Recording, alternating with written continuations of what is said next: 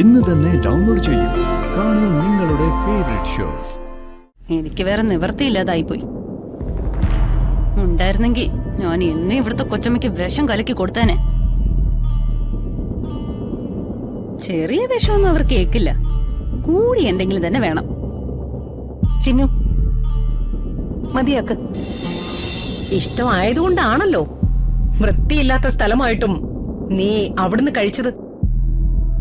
ആ, നിനക്കെന്തെങ്കിലും വേണമെങ്കിൽ നീ നിന്റെ നിലവാരത്തിനുള്ള കടയിൽ പോണം.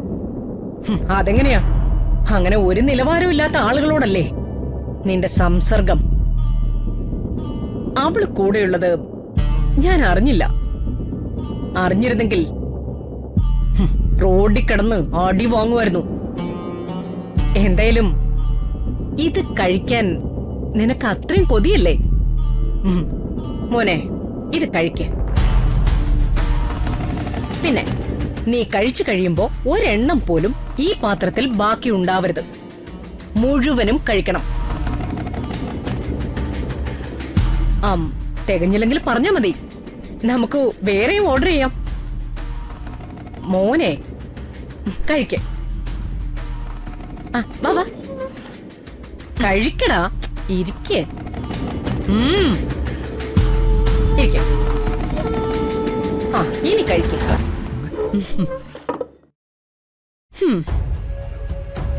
കഴിക്കും മോനെ.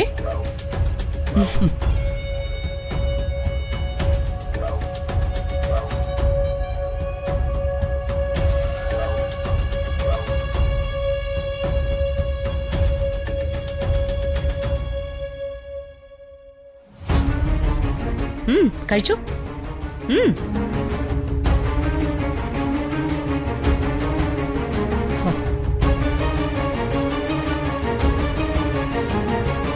കഴിക്കടാ.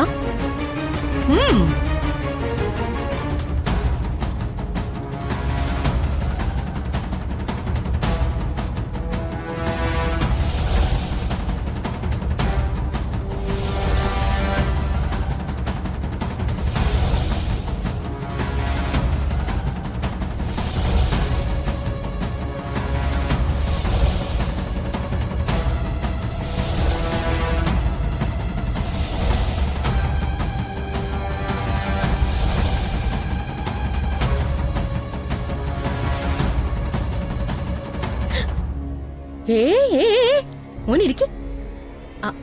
ഇത് കഴിക്കണം. കഴിച്ചോ? കഴിക്കും മോനെ.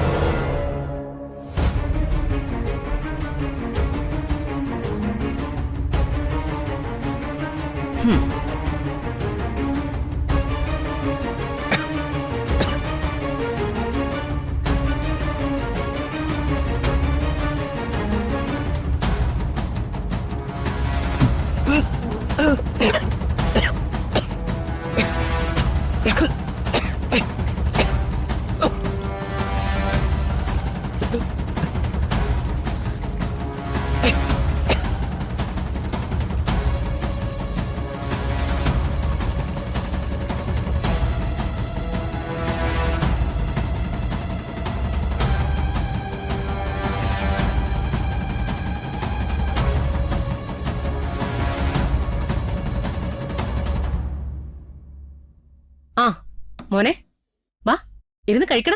വാ വാ.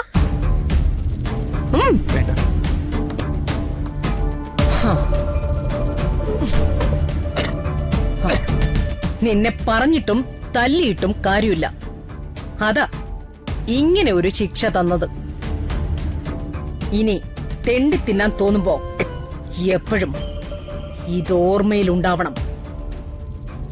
മനസ്സിലായോ?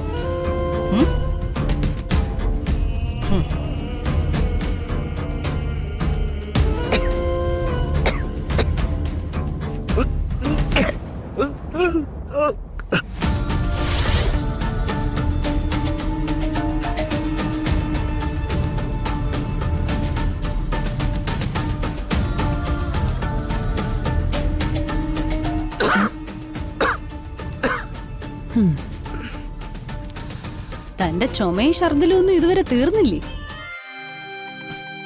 താൻ കാരണം ഇതൊക്കെ വെറുതെ വന്ന് എന്നെ കൊണ്ട് പാനിപുരി കഴിപ്പിച്ചിട്ട്. അതിപ്പോ ഞാൻ അറിഞ്ഞോ ഇവർക്ക് ഇത്രയും കുരു പൊട്ടുമെന്ന്? ഈ പറയുന്നത് പോലെ എന്തൊരു സ്ത്രീയാ അവര്. എന്താ ഞാനറിയാത്തൊരു മീറ്റിംഗ്? അല്ല, ഇന്നത്തെ ഓരോ കാര്യങ്ങൾ പറയുമായിരുന്നു. പാനിപൂരി കഴിക്കുന്നത് വലിയ പാപമാണെന്ന് ഇന്ന് മനസ്സിലായി. മനസ്സിലാക്കി തന്നു ഇവിടുത്തെ കൊച്ചമ്മ. അത് കഴിച്ചോണ്ടല്ല അമ്മ ഇതൊക്കെ ചെയ്തത്. പുറത്ത് വൃത്തിയില്ലാത്ത സ്ഥലത്തുനിന്ന് കഴിച്ചോണ്ടാ. കണ്ടോ, അവര് പറഞ്ഞപ്പോ കൊണ്ടത് കണ്ടോ? ഇത് തന്നെയാ തനിക്ക് ഇടയ്ക്കിടയ്ക്ക് കിട്ടുന്നേ. എടോ, സ്നേഹവും ബഹുമാനവും ആത്മാർത്ഥതയും അനുസരണയും എല്ലാം നല്ലത് തന്നെയാ. പക്ഷെ അത് കാണിക്കേണ്ടവരോട് കാണിച്ചാ മതി. ഈ വക സാധനങ്ങളോടൊക്കെ ഒരകലം പാലിച്ചേ നിക്കാവൂ. ചിരിച്ചോണ്ട് നിന്നിട്ട് എപ്പോഴാ തിരിച്ചു കടിക്കുന്നതെന്ന് പറയാൻ പറ്റില്ല. മനസ്സിലായോ? എവിടെ മനസ്സിലാവാൻ? മനസ്സിലാക്കാൻ പറ്റുമായിരുന്നെങ്കിൽ താൻ ഇവിടെ ഇങ്ങനെ അടിമയെ പോലെ കിടക്കില്ലായിരുന്നല്ലോ. എനിക്ക് വേറെ നിവർത്തിയില്ലാതായിപ്പോയി. ഉണ്ടായിരുന്നെങ്കിൽ ഞാൻ എന്നെ ഇവിടുത്തെ കൊച്ചമ്മയ്ക്ക് വിഷം കലക്കി കൊടുത്തേനെ. ചെറിയ വിഷമൊന്നും അവർ കേക്കില്ല, കൂടി എന്തെങ്കിലും തന്നെ വേണം. ചിന്നു, മതിയാക്ക്. ആവശ്യമില്ലാതെ ഓരോന്ന് പറയരുത്.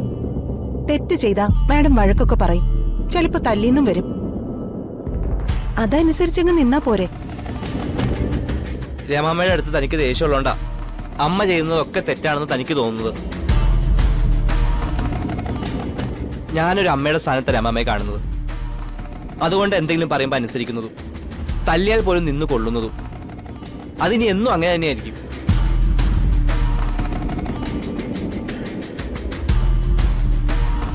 നീ എന്തിനാ മഹി ഓരോന്ന് പറഞ്ഞ് ദേഷ്യം പിടിപ്പിക്കുന്നെ? അതിനിപ്പോ ഞാൻ എന്ത് പറഞ്ഞു? അയാളുടെ അവസ്ഥ കണ്ടപ്പോ പാവം തോന്നി. പാവം തോന്നുമ്പോ കളിയാക്കാണോ ചെയ്യുന്നെ? അങ്ങനല്ല ചന്ദ്രാമേ, അയാൾക്ക് നല്ല വിഷമമുണ്ട്. ഇതൊക്കെ ഞാൻ കാരണമാണെന്ന് ഓർത്ത് എനിക്കും ഉണ്ട് സങ്കടം. ഞാനും കൂടി വിഷമിക്കുവാണെന്ന് അയാൾക്ക് മനസ്സിലായ വിഷമം കൂടിയുള്ളൂ. ഇപ്പൊ കാണിച്ചിട്ട് പോയ ദേഷ്യമൊക്കെ വെറുതെയാ. ഞാൻ കളിയാക്കുന്ന തന്നെ അയാൾക്ക് ഇഷ്ടം. വെറുതെ എന്തിനാ എല്ലാം സീരിയസ് ആയിട്ട് എടുത്ത് എല്ലാരും വിഷമിക്കുന്ന? അതുകൊണ്ടാ ഞാനൊന്നും മനസ്സിൽ വെക്കാതെ എല്ലാം തമാശയായിട്ട് കാണുന്ന. എന്തെല്ലാം അനുഭവിച്ചു, ഇനി എന്തെല്ലാം അനുഭവിക്കാൻ കിടക്കുന്നു. എല്ലാത്തിനും നമ്മളല്ലേ ഉള്ളൂ. അതിപ്പോ ഇവിടെ ഉള്ളവർക്ക് തല്ലണമെന്ന് തോന്നിയാലും